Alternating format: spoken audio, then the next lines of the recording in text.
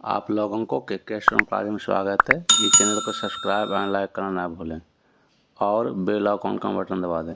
आज आपको प्रतिलेखन संख्या 11 और 12 लिखाएंगे, 80 का स्पीड में लिखाएंगे। इसका कड़ा वर्ड का आउटलाइन अपलोड कर दिए हैं, उसको एक दो बार बढ़िया से पढ़ लें और लिखना प्रारंभ करेंगे। Ready start.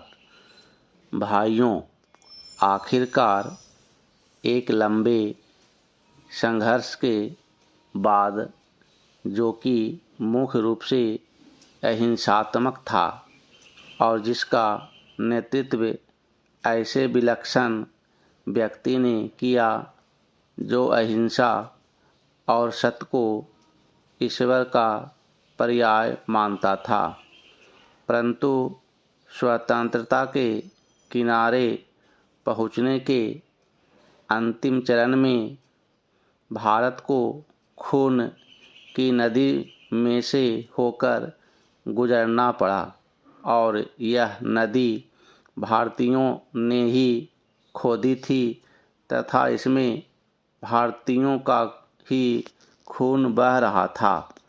अभूतपूर्व पैमाने पर लोगों का निष्क्रमण हुआ।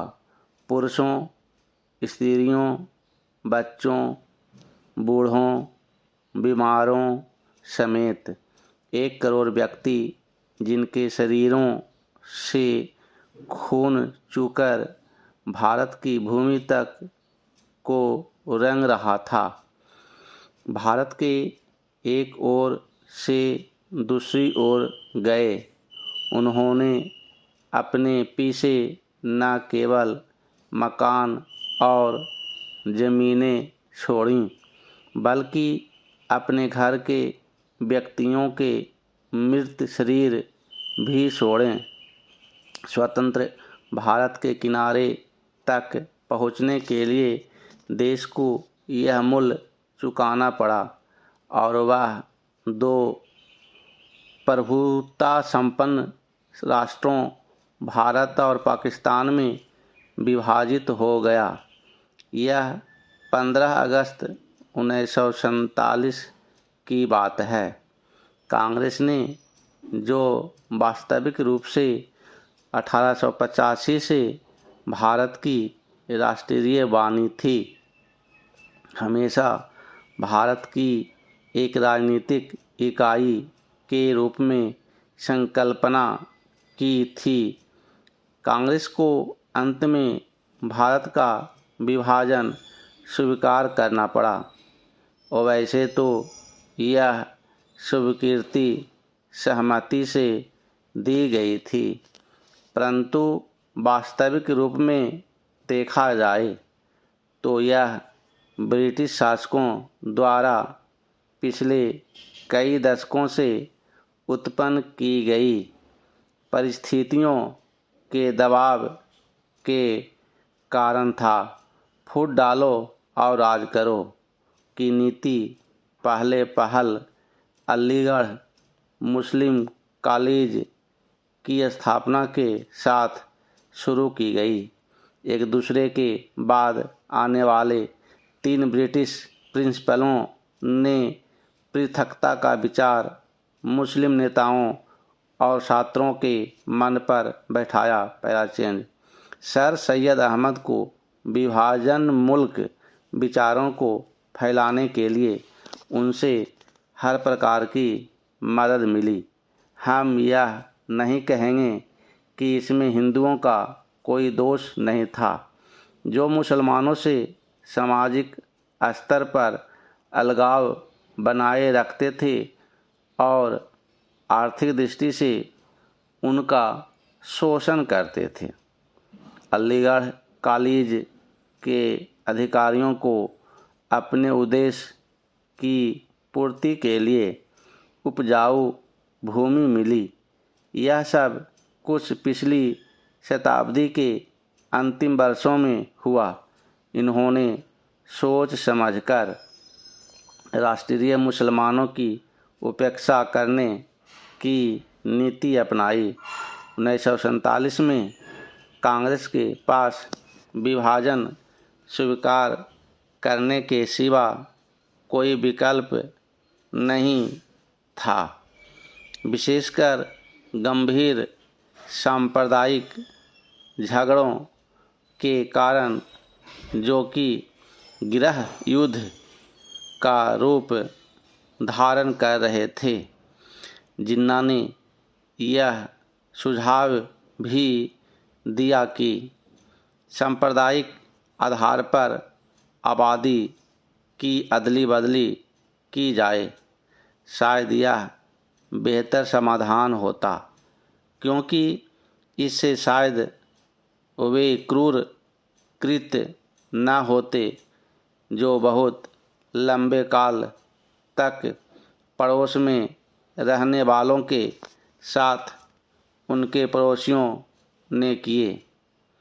विभाजन को स्वीकार करते हुए कांग्रेस ने 15 जून 1947 को दिल्ली में एक प्रस्ताव पास किया, जिसमें अंतिम बार भारत की मूलभूत एकता का आग्रह किया गया था। इसमें कहा गया था, पिछले 2 पीढ़ियों के श्रम और बलिदान की नहीं, बल्कि भारत का विस्तृत इतिहास और परंपरा भी इस मूलभूत एकता की साक्षी है। पैराचेंज भाइयों, भूगोल, पर्वत और समुद्र के भारत के स्वरूप का निर्माण किया है। कोई मानव संस्था इसके आकार को बदल नहीं सकती और न ही उसके अंतिम लक्ष्य में बाधक बन सकती है। आर्थिक परिस्थितियों और अंतर्राष्ट्रीय मामलों की लगातार मांगों के कारण भारत की एकता और भी आवश्यक हो गई है। भारत के जिस चित्र को हमने अपने दिलों में संजोया है, वह सदा हमारे दिलों और दिमागों में रहेगा। कांग्रेस समिति गंभीरता से यह विश्वास करती है कि जब वर्तमान भावनाओं की उत्तेजना समाप्त हो जाएगी, तो भारत की समस्याओं को उचित परिप्रेक्ष्य में देखा जाएगा और भारत में 2 राष्ट्रों के अस्तित्व के झूठे सिद्धांत को समाप्त कर दिया जाएगा और सभी इसका त्याग कर देंगे। सामान्यतः राष्ट्रीयता जातीय, भाषाई अथवा भौगोलिक तत्वों पर आधारित होती है, परंतु इस्लाम का अलग अस्तित्व है जो अन्य धार्मिक वर्गों में मिश्रित नहीं होता। 55 वर्ष की स्वतंत्र धर्मनिरपेक्ष राष्ट्रीयता के बाद आज भी कई जिम्मेदार मुस्लिम नेता दावा करते हैं कि मुसलमान अलग राष्ट्र है। पैराचेंज एक जिम्मेदार दल द्वारा इतने अधिक करुणाजनक और आत्मभ्रामक प्रस्ताव की कल्पना भी नहीं की जा सकती, जितना कि कांग्रेस समिति ने 15 जून 1947 को पास किया था। सभी नेता थक चुके थे और बूढ़े हो रहे थे। आदर्शवाद की जिस ज्वाला ने उन्हें 26 वर्ष पूर्व प्रेरित किया था, उसका जोश ठंडा होने लगा था। कांग्रेस का विकास सदा ही बदलते नेतृत्व के माध्यम से हुआ था, परंतु पिछले 25 वर्षों में वही नेता कांग्रेस की सत्ता संभाले हुए थे। उनके व्यक्तित्व और उनके त्याग ने उनको जो ख्याति प्रदान की थी, उनको जो बल प्रदान किया था, उसको कोई युवा नेता चुनौती देने का साहस नहीं कर सकता था। विभाजन के विरोध में केवल एक ही स्वर था और वह था गांधी जी का, परंतु वे भी बहुत बूढ़े हो गए थे और उनका स्वास्थ्य भी ठीक नहीं था।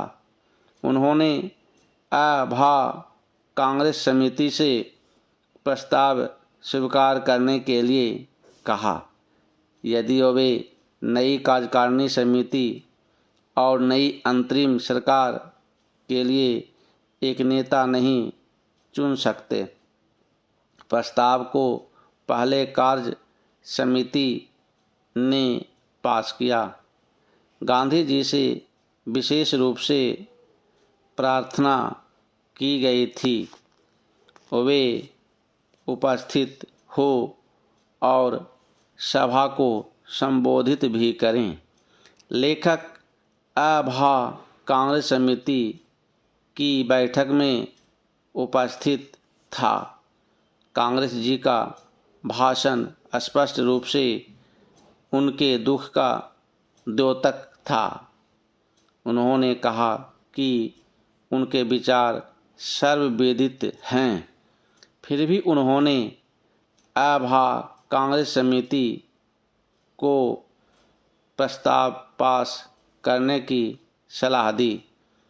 उन्होंने कहा कि अभा कांग्रेस समिति को इसे रद्द करने का अधिकार है, परंतु किसी ने इसका उत्तर नहीं दिया। उस समय ब्रिटेन भारत से चले जाने के लिए और अपनी साम्राज्यवादी धाक छोड़ने के लिए बहुत उत्सुक था। अब यह बोझ उनके लिए बहुत भारी हो गया था। एशिया के राजनीतिक पुनरुत्थान की उठती हुई लहर को नियंत्रित करना था।